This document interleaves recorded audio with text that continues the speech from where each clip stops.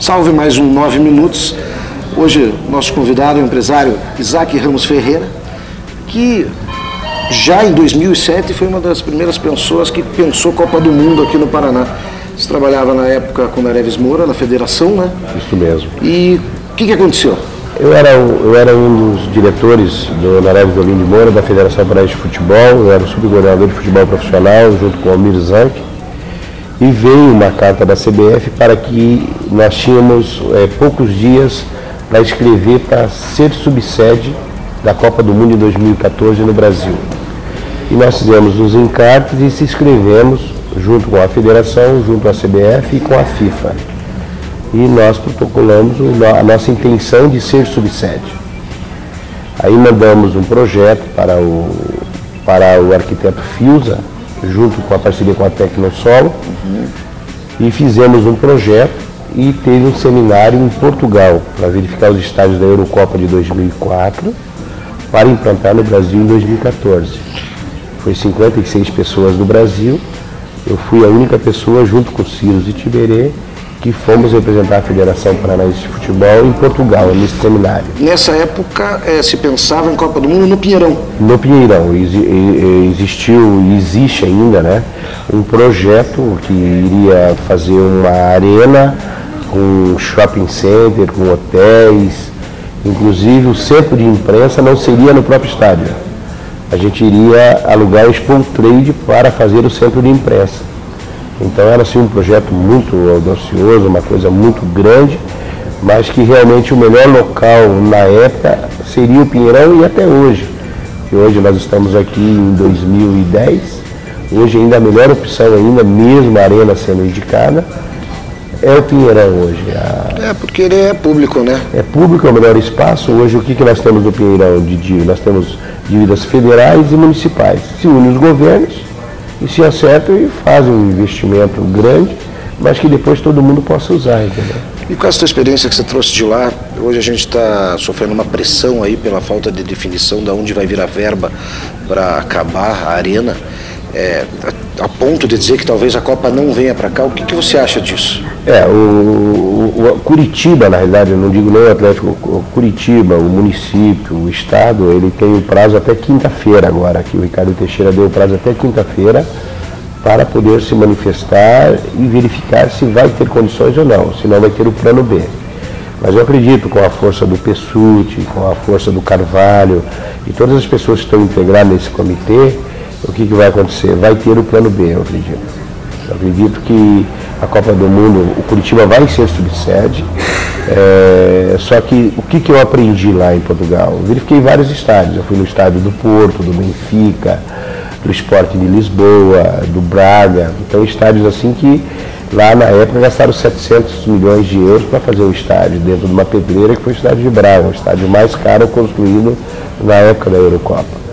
E eu acredito que no Brasil está tudo preparado para isso, está preparado tanto na parte do governo federal, que hoje nós temos o presidente Lula, que provavelmente a substituta vai ser a Dilma Rousseff pelos trabalhos que eles estão fazendo, e está tudo alinhavado em termos de estrutura. Nós não podemos esquecer que talvez o Pessutti apareça aí até como ministro da Copa. Ou se a Dilma for eleita, possivelmente ele é o mais cotado para ser o ministro da Copa. Talvez até como diretor-presidente da Itaipu, né?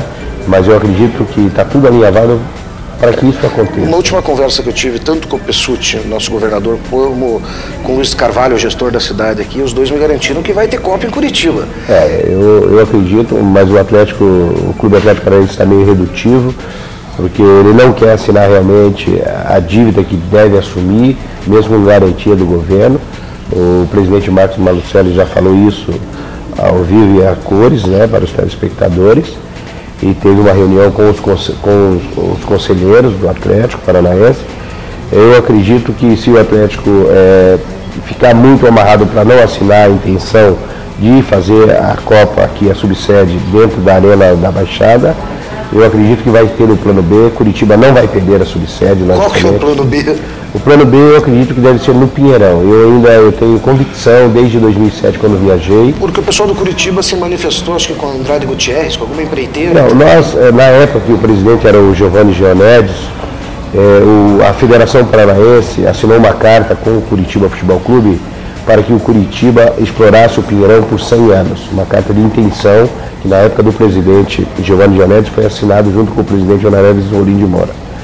Mas o Curitiba não levou à frente esse projeto e eu acredito que vai haver um acordo entre o município, o estadual e o federal, né, porque hoje todas as dívidas do Pinheirão é em função disso, com exceção uma dívida que a federação tem com o Atlético Paranaense, que hoje giraria em torno de 10 a 12 milhões de reais.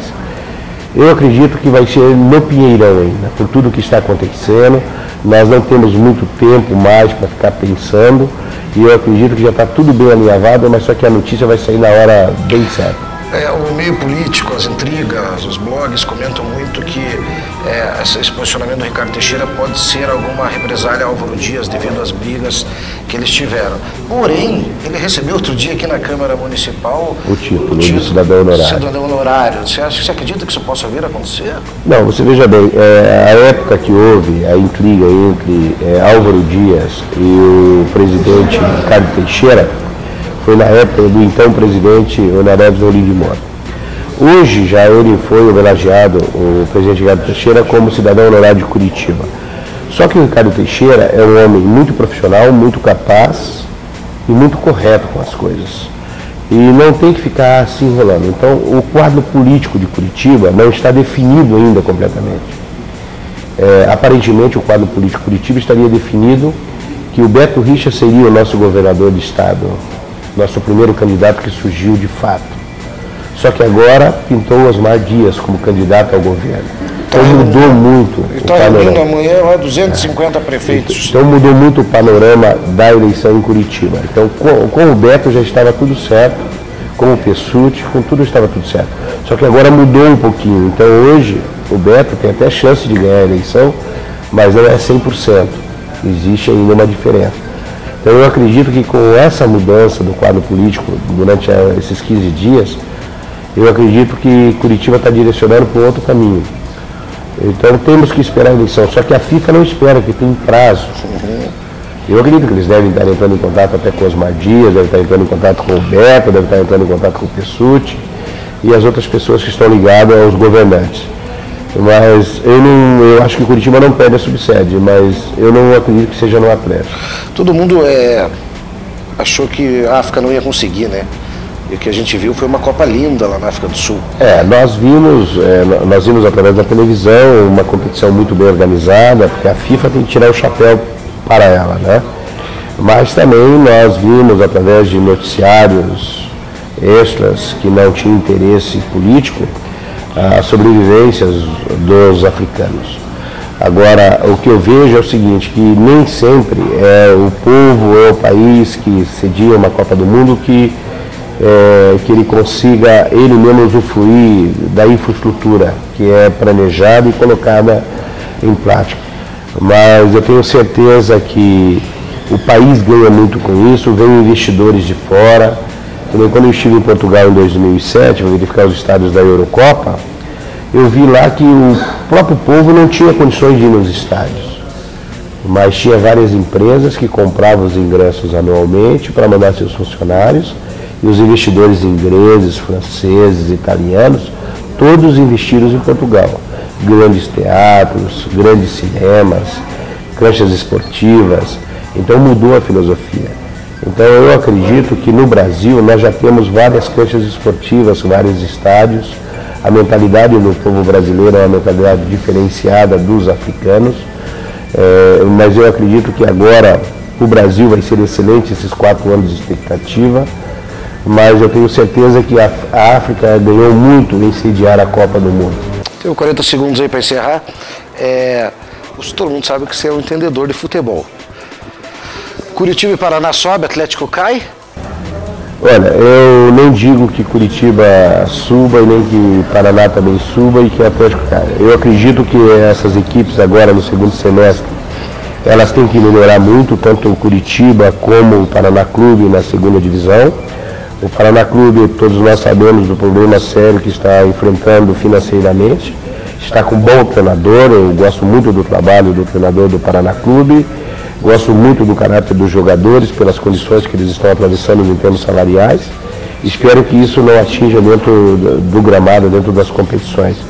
E o Curitiba, perdemos o nosso centroavante, o Ariel. Espero que o Curitiba traga um jogador à altura para substituir o Ariel, que não se improvise. E que o Atlético, com a vinda do Carpegiani, que é meu amigo particular, eu gostaria que ele tivesse muita boa sorte. Contratou 6 jogadores agora, no mínimo de 60 dias. E eu gosto muito do trabalho do Carlos Alberto Carpegiani. Espero que realmente o Atlético continue na primeira divisão e torço bastante para que o Curitiba e o Atlético volte para a primeira divisão. Tá aí então, torcida do Isaac, aí nosso empresário hoje com a gente no 9 Minutos. Obrigado pela tua entrevista e até a próxima. Eu que agradeço o convite de vocês e eu sempre estou à disposição e espero que tudo o que eu falei aqui aconteça para o melhor do futebol paranaense e brasileiro e mundial. Fica ligado que daqui a pouco tem mais 9 Minutos.